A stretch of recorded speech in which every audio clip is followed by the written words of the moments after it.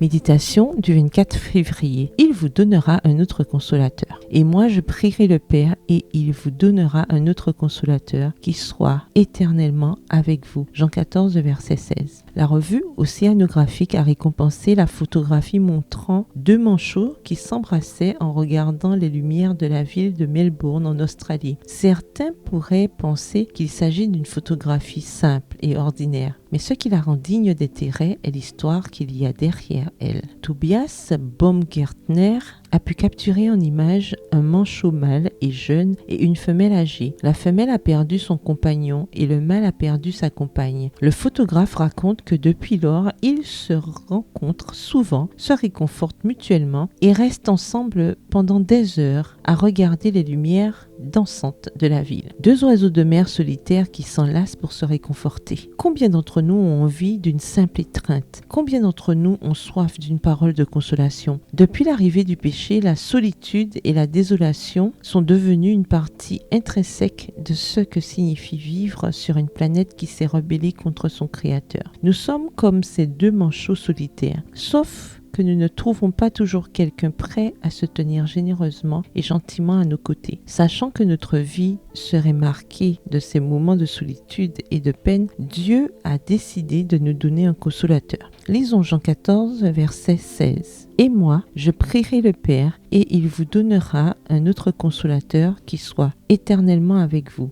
Le mot grec « parakleto », traduit ici par consolateur, fait allusion à celui qui se tient à côté d'un autre pour le réconforter. Il est celui qui parle quand nous sommes à court de mots. Le parakleto est celui qui nous aide lorsque nous tombons dans l'abîme et qui nous donne du courage lorsque notre cœur s'épuise. Et Jésus promet que le Père nous donnera ce consolateur, le Saint-Esprit. Toute la divinité est à l'œuvre lorsqu'il s'agit de réconforter une âme abattue. Nos larmes mettent en mouvement les trois grandes puissances du ciel. Jésus demande, le Père donne et l'Esprit vient et reste avec nous. Un de mes livres préférés nous le rappelle en ces termes. Nous ne sommes jamais seuls. Que nous le voulions ou non, nous sommes toujours accompagnés. Le photographe céleste montre à l'univers entier de tendres images du consolateur nous étreignant. Bonne journée, que l'Éternel vous bénisse.